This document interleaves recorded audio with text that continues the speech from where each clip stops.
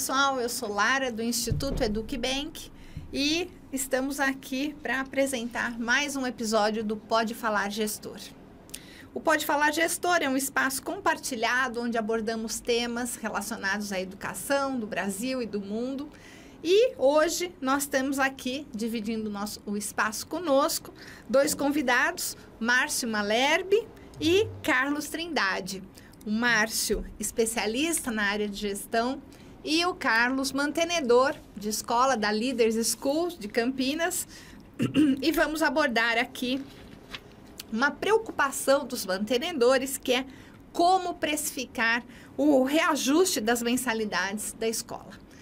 Muito bem, obrigada Márcio, obrigada Carlos por estarem aqui com a gente. Prazer, obrigado. E eu quero começar perguntando, então, para esse primeira pergunta do nosso bate-papo para o Márcio, que segundo pesquisas, nós estamos podendo ver que houve aí, as escolas brasileiras, elas estão gerando em torno de 12% mais caras que no ano passado.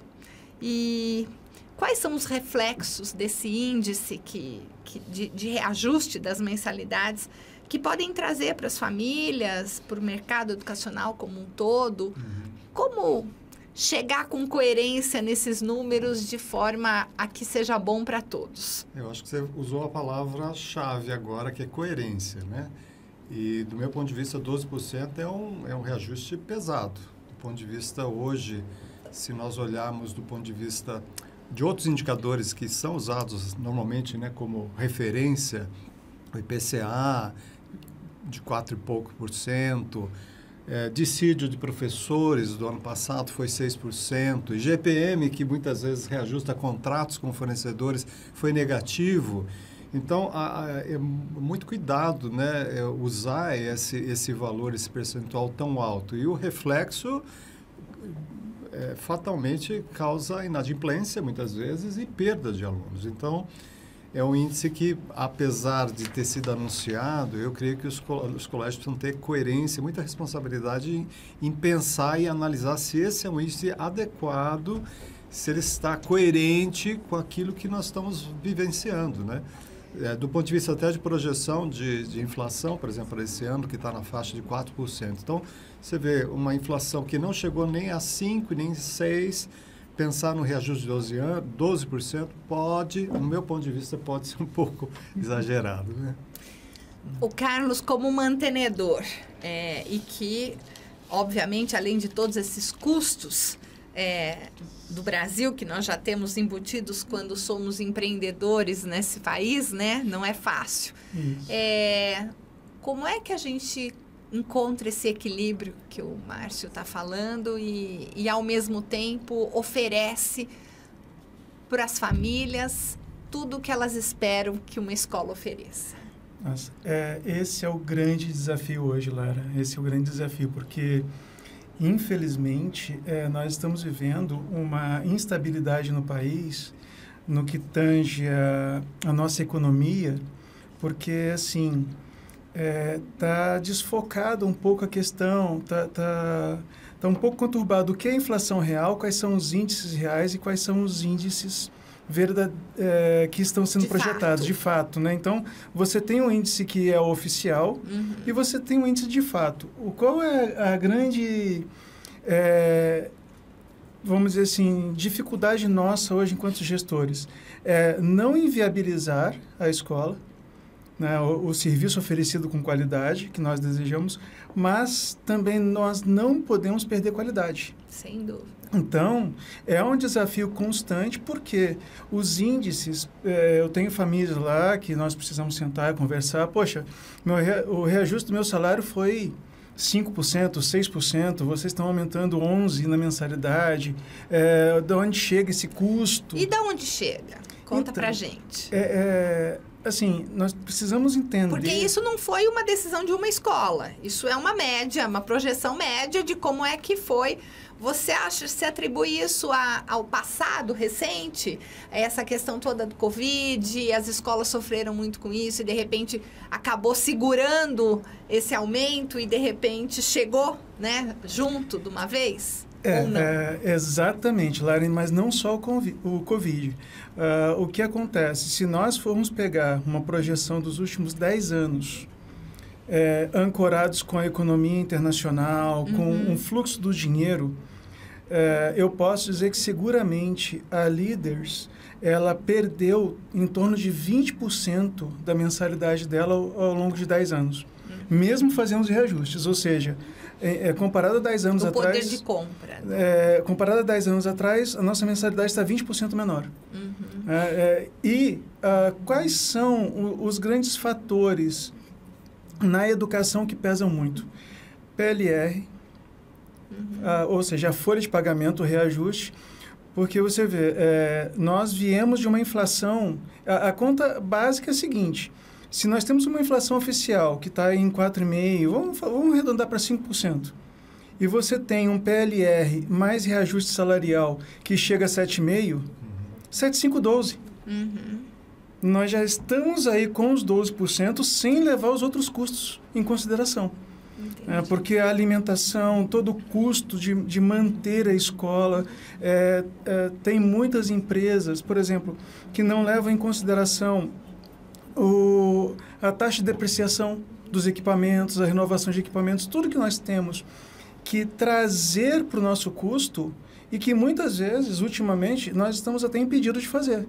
Ou seja, nós estamos trabalhando com uma margem muito mínima para conseguir manter um serviço de qualidade dentre todas essas demandas que existem. Nós sabemos que as famílias estão cada vez mais desejando serviços diferenciados e nós sabemos que um grande calcanhar de Aquiles para as escolas, principalmente as menores, que trabalham com outro foco na aprendizagem, que é uma aprendizagem mais objetiva, mais ali individual com cada aluno, menos alunos na sala, a conta é a seguinte: quanto menos aluno na sala, maior é o custo. Sem dúvida. E esse é o grande desafio. Então, fazer com que isso feche ultimamente não está fácil, porque se nós formos colocar na ponta do lápis taxa de depreciação, custo para fazer a gestão dessa folha no quesito de troca de funcionários. Ou seja, eu vendo meio corporativo. Quando eu entrei para fazer gestão de escolas, eu tomei um susto. Né? No meio corporativo, você tem um profissional que, se ele não está se adequando à equipe, você simplesmente o desliga e paga 30 dias, você paga férias, 13º, paga os direitos. Um professor, se ele já tem 2 anos de casa, você tem que pagar uma semestralidade para ele. Um semestre inteiro. Um semestre inteiro. Ou seja, o custo... E assim, não é só isso. Se você demite um professor em dezembro, você tem que pagar para ele até janeiro. Então, tudo isso tem que estar no custo e muitas vezes não está. Ou seja, cada dia mais a escola está perdendo o seu poder de ser inovadora no Brasil por causa de uma estrutura fiscal ainda arcaica e obsoleta, que vai contra a produtividade, vai contra essa coisa boa do mercado que traz o quê? Traz uma evolução, traz uma provocação. Então... Muito interessante. Eu acho que aí, com isso você responde a minha segunda pergunta, que é quais são as variantes que poderiam influenciar esse aumento, né? Eu acho que numa visão de mantenedor é muito importante a gente entender, porque quando a gente olha como pai, como o consumidor, o que a gente olha é, de fato, quanto isso cresceu. Mas, ao mesmo tempo, como família, a gente exige toda a qualidade, porque é o nosso bem mais precioso que a gente está colocando nas mãos e tem que ser de quem a gente confia, né? Então, o que o mantenedor deve avaliar antes de mudar o valor da mensalidade, além de tudo isso que você falou, tem a questão do bolso das famílias, porque se com tudo isso você aumenta e depois você tem uma inadimplência alta, o seu problema, ele aumenta, não é? Exatamente. Como lidar com isso? Márcio, conta um pouco pra gente, na sua visão de especialista, Como é que a gente faz essa equação dar certo? Eu creio que para você ter uma equação que funcione, você precisa ter os números na ponta, né, tudo certinho, ou seja, ter os custos muito bem planilhados para você exatamente saber o quanto que o aumento da folha está impactando no seu custo total, o quanto, por exemplo, que o aumento no material didático vai influenciar, o quanto que o aumento de fornecedores, tecnologia, ou aluguel de computadores, ou aluguel do próprio imóvel. Tudo isso é uma equação mesmo, esse é o termo mesmo. Se você não tiver um controle e saber o quanto que a conta está fechando, que é a conta, esse é o ponto que o Carlos está colocando, tem que fechar a conta. Então, a percepção, o nível de detalhe é importante, porque aparentemente, se a gente fosse pensar, eu vou repor a perda da inflação, jogar os 6% na mensalidade, é um impacto grande. Agora, dentro de uns 6% na folha é um impacto. Os outros 10% no aumento no material didático, ele pode, especialmente aqueles custos que são atrelados ao aluno, que são os custos proporcionais ao aluno. Quando sobe isso, o impacto é muito grande. Então, se a escola não tiver isso muito bem calculado e fizer esse planejamento de aumento de uma forma muito precisa, ele pode causar um grande estrago para dentro da escola. Exatamente, porque ou eu trago um custo que ele seja mínimo razoável para manter uma qualidade. Sim. E continuar, então, oferecendo às famílias aquilo que elas desejam, ou eu posso extrapolar nesse custo e, com isso, gerar inadimplência que vai ser pior para mim. Exatamente. No fluxo de caixa. Então... Mas é aí que o EducBank resolve o seu problema. Sim, com certeza.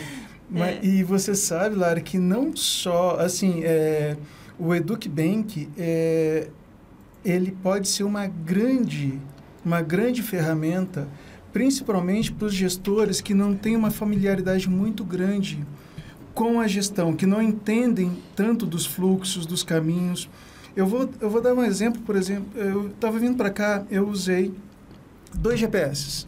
Eu usei tanto o aplicativo do Waze como o Maps do Google para encontrar o melhor caminho. Então, vamos imaginar de uma forma bem didática, bem pedagógica, o seguinte. O papel do gestor hoje, ele mudou demais. É mesmo a gestão, é fazer a condução de uma essência e de um propósito. Eu, como condutor do veículo, eu estava hoje seguindo as orientações do aplicativo, que refez essa rota algumas vezes, toda hora aparecia lá recalculando rota, encontrei uma rota melhor, encontrei um caminho melhor. Então, dentro disso, eu puxo o quê? Uma estrutura que hoje o gestor precisa ter.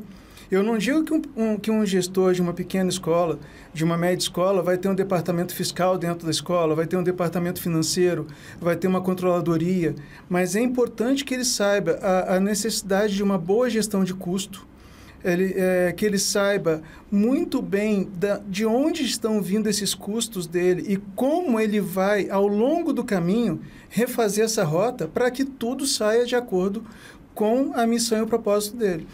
Sem considerar a receita para cada etapa de ensino, né? Ou seja, você pensar que estou aumentando o custo em determinado local, mas eu tenho a receita ali. Então, a equalização é importante também, não só o detalhe do custo, mas da receita também, né? Sim, não, exatamente, porque o custo hoje está diretamente atrelado à receita. O GPS, se eu for, por exemplo, se eu for seguir simplesmente um departamento financeiro, se eu for seguir um cara de finanças, ele vai me mandar esperar 5 horas para chegar em São Paulo para fazer o caminho mais curto, mais econômico. Mas eu tenho uma demanda, e essa demanda faz com que eu tenha que tomar a decisão de percorrer um caminho maior, gastar mais combustível, gastar mais pedágio, para atingir um objetivo. Então, a visão do gestor hoje, ela não pode estar focada dentro de um perfil pedagógico. Porque nós temos que entender que o serviço é pedagógico, mas que existe uma empresa por trás que precisa ser gerida.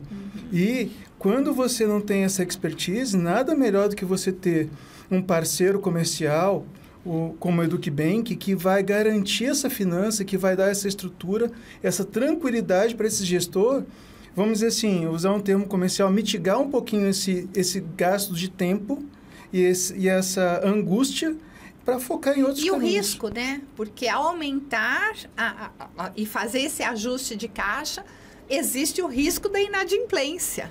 E, bem ou mal, o EducBank, ele garante que no final do mês, esse caixa ele vai existir, independente da inadimplência ou não, porque ele garante a inadimplência para o gestor, né? Exato. É uma grande segurança. Naquele projeto do ano, você consegue fechar um ano muito mais, traçar suas metas de uma forma muito mais equilibrada, tendo essa tranquilidade de que aquele fluxo projetado, ele vai estar no caixa para suprir as metas.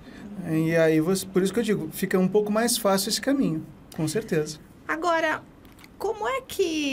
em que momento que é importante, oportuno, comunicar às famílias que vai ter o reajuste de mensalidade? Como é que é isso? Porque esse deve ser um tema, ele é um tema muito delicado, sim, mas ao mesmo tempo vai chegando o final de ano, as famílias começam a se organizar e aí você começa a ver a propaganda do concorrente batendo na porta e de certa forma você precisa dizer que no próximo ano as matrículas estão abertas, mas vai ter um aumento de mensalidade. Como é que a gente equaliza isso, Carlos? Olha, o mercado ele está provocando tanto os gestores que está cada vez mais precoce. Né? Você tem uma ideia, hoje, 2023, tardiamente, eu lancei matrículas em agosto. Tiveram outros colégios que lançaram matrículas em março, em abril, já para 2024. Né? E prevendo esses índices, trabalhando com esses índices, nós saímos em agosto e eu já tinha alguns pais me questionando, vocês não vão lançar matrícula? Mas, poxa, como eu posso fazer um cálculo coerente com quase um ano antes? Sabe? Como prever esse cenário todo? Como prever toda essa leitura de mercado? O que vai acontecer? Então, assim, está cada vez mais desafiador. Agora, eu acredito que tem que ser muito claro quanto à questão do reajuste e justificar esse reajuste. Quando eu comunico para as famílias da Líderes que teve o reajuste, a primeira coisa, estamos lançando matrícula a partir do dia 1º de agosto, as matrículas estão abertas e a nossa taxa de reajuste é X, né? Como esse ano foi 11%, para que nós possamos o quê? Dar tranquilidade a essas famílias também, para que elas possam analisar esse mercado e entendendo, assim, qual é o custo-benefício que vai atendê-las. Porque sempre que há um aumento de gasto, a gente sabe que o impacto na família é tão grande que a gente pode perder alguns alunos. Então, isso também tem que estar na conta, infelizmente. Então, esse fluxo ele precisa ser muito controladinho, mas quanto antes você entrar nesse caminho, eu trabalho muito com a transparência. Olha, o mínimo que eu consegui, o mínimo de reajuste que eu consegui foi esse, para que mantenha a qualidade. Sim. E estamos dispostos a explicar, porque assim, não tem como. Márcio, como é que a gente faz nessa hora para evitar o leilão de mensalidade, né? O outro está mais barato, me deram tanto de desconto, quanto que você vai me dar? Como é que a gente lida com isso, hein? Eu penso assim... Qual que é a dica de um especialista para isso? No conhecimento que eu tenho das escolas que eu conheço, normalmente as escolas comunicam o reajuste em novembro, já com uma campanha de rematrícula. E o que elas normalmente fazem? Elas utilizam o primeiro semestre exatamente para definir os seus projetos. Então, ela vai fazer uma pesquisa, ela vai visitar a BET, ela vai visitar isso, vai ouvir fornecedores, pensar em alternativas de projetos pedagógicos, o que eu vou incorporar, o que está faltando, o que eu vou reforçar em termos de competências, o que eu vou reforçar em termos de projetos pedagógicos, se eu vou investir em tecnologia. Então, todo o primeiro semestre ele vai fazer todo esse projeto, vai validar, vai orçar, vai cotar, vai fechar os números de tal forma com que ele comece a planejar o ano que vem como uma proposta pedagógica, com diferenciais. Sim. Então, ou seja, a partir do momento que ele se programou, ele sabe muito bem os objetivos, aonde ele quer alcançar, quais são os diferenciais do colégio, aí sim é o momento dele comunicar. Porque ele está falando, eu estou aumentando 10%, ou 5%, ou aumentei o mínimo. Mas por quê? Porque eu acredito nessa proposta pedagógica, eu acredito que essa nova tecnologia vai alavancar, vai desenvolver competências, eu acredito que os novos computadores com um equipamento novo, o colégio vai crescer. Então, se ele conseguir trazer esse benefício de ganho, de agregar valor com a mensalidade, nesse quesito da transparência, fica muito mais fácil das famílias entenderem e compreender. Não, faz sentido. Eu vou ter ganho em relação a isso. Não é um simples ajuste, mas o colégio está melhorando. Ele pintou o colégio. Olha lá, eu tenho custo de infraestrutura. Então, fica visível, palpável. O duro para as famílias é quando ele não enxerga. Não é tangível para ele perceber essa diferença de custo, de reajuste. Exato. Mas é um tiro no pé entrar no leilão dos descontos, né? Sim, eu acho que especialmente as escolas que praticam esse tipo de coisa, ela não está conseguindo vender o que o colégio tem. Eu acho que vale, sim, o diálogo. Olha, eu estou procurando as escolas, consultei alguma, mas eu gosto dessa por conta disso. Eu já tive o papel como diretor, negociando com famílias, e a primeira pergunta, você valoriza o que nós temos aqui? Você dá valor à nossa proposta pedagógica? Você acredita no nosso projeto? Primeiro é isso. Se você não acredita, eu não vou nem negociar valor com você. Não vou tentar chegar num acordo de desconto. Agora, se a pessoa só está lá fazendo barganha ou leilão, eu acho que, dependendo da situação, nem vale a pena você barganhar. Não sei a sua opinião, sua experiência, sim, mas muitas vezes é assim que funciona. E o Carlos toca num assunto que é importante, que é a questão da valorização do projeto pedagógico, né, que se oferece para as famílias. E eu acho que é importante a família acreditar, né? A gente percebe que algumas escolas já têm um preço para cima, que é exatamente para dar o desconto. Isso era muito comum no varejo, né? Isso. Mas ele acabou indo para dentro da escola também, né? E aí o pai sempre desconfia desses aumentos, né? Porque fala, não, é aumentar para chegar lá, para eu depois achar que eu estou tendo desconto. E a gente está chegando num ponto que já não dá mais para fazer isso. Mas é um pouco da credibilidade, né? Do relacionamento, de como as coisas estão caminhando, o histórico daquilo que o gestor está fazendo com o colégio, de que forma que ele está dando transparência a isso, de tal forma que a família, não é uma família nova, é uma família que já acredita no projeto. Uhum. Então, ele sabe da coerência, do propósito, né? Exatamente.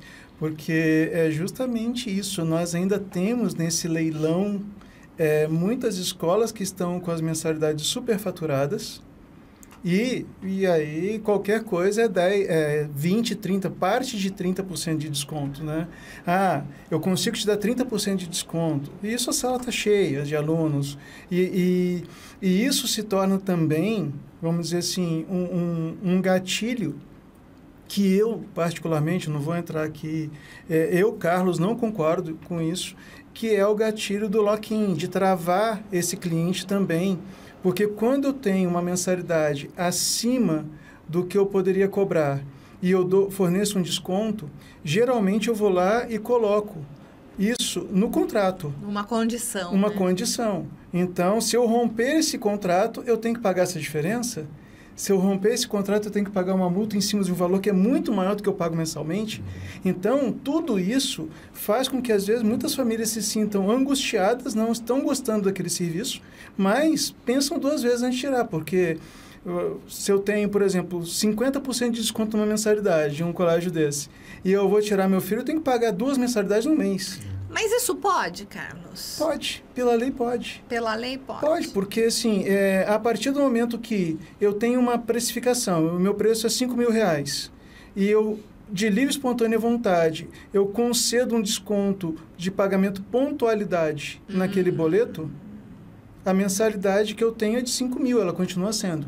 Mas no meu boleto ela vai de 2,5, que é um desconto pontualidade. Ou seja, juridicamente eu estou oferecendo um bônus para o meu cliente que me paga em dia. Mas ele assinou um contrato de 5 mil. Mas ele assinou um contrato de 5 mil. Entendi. Essa é a grande questão. Então, assim, por isso que, às vezes, é um pouquinho difícil para cada um lidar, né? Não existe uma fórmula mágica. Eu acredito muito, já trabalhei com consultoria, eu acredito muito no entender cada momento, cada cenário, porque é muito particular.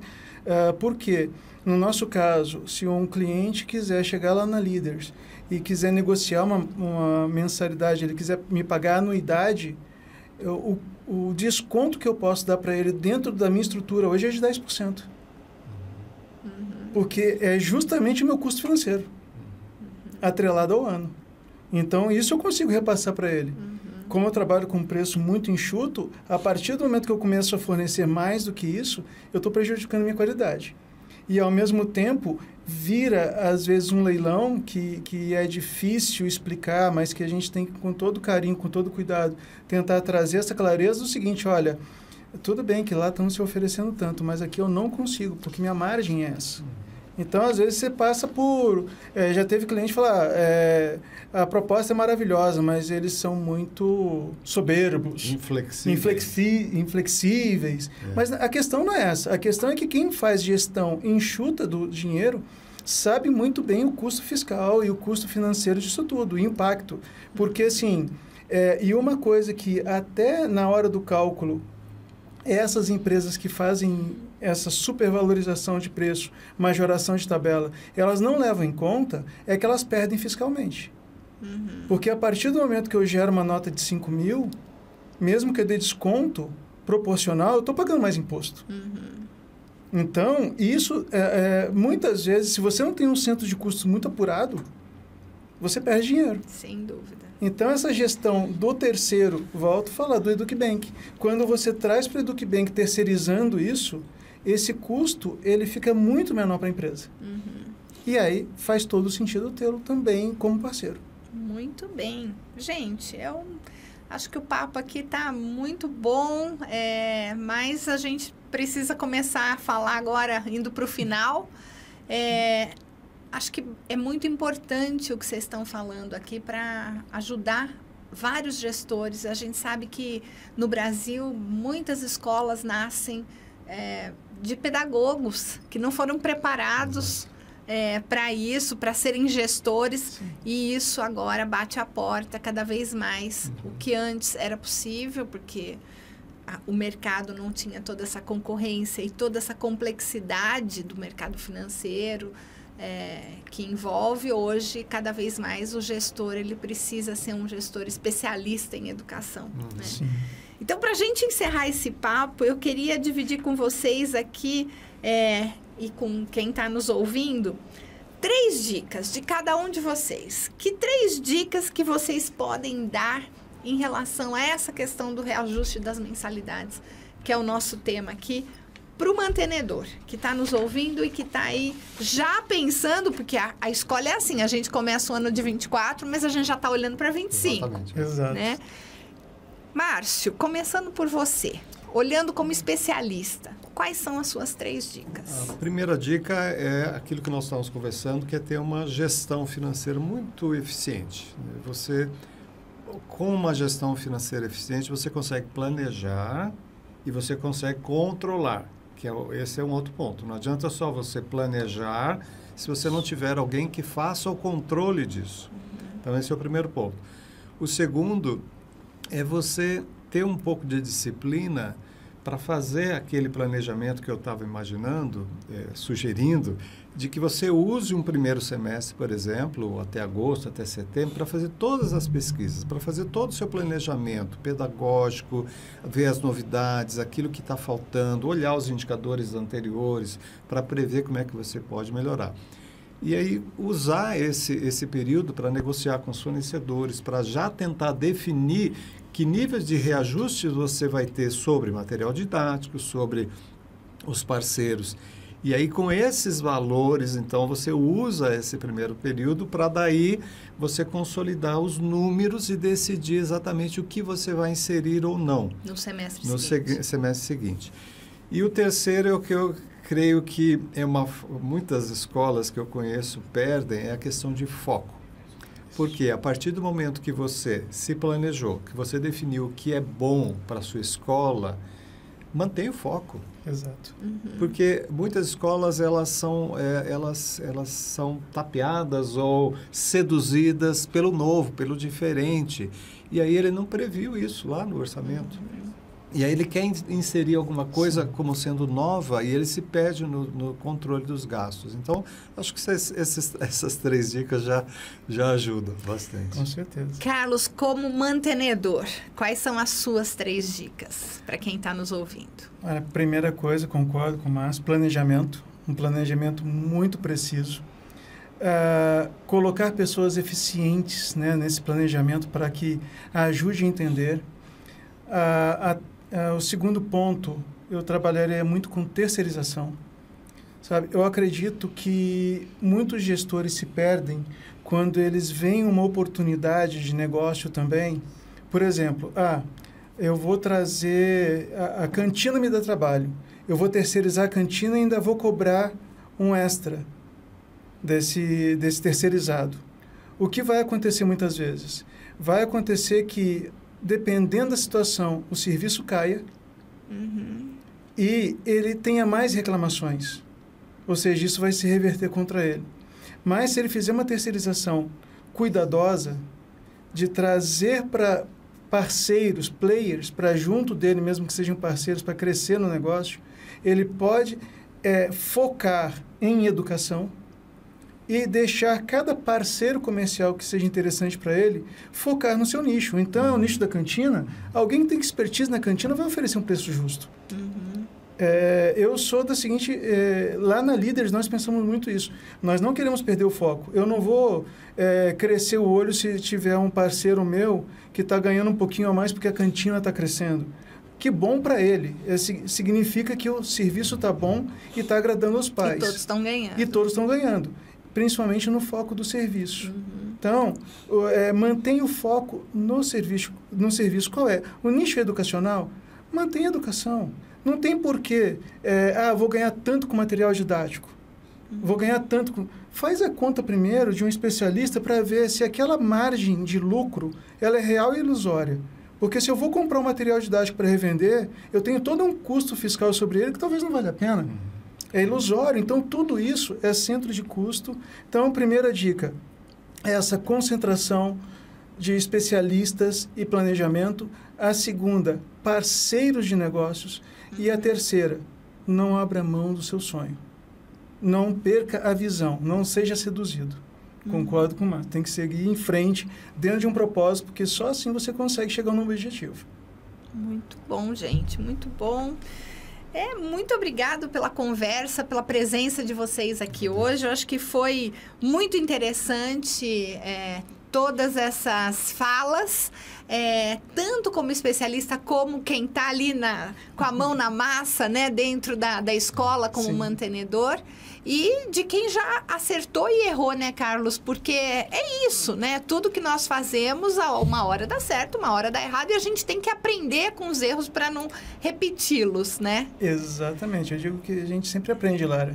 Quem está para ganhar, ele sempre vê a derrota como uma oportunidade de vitória seguinte, para não errar de novo. Então...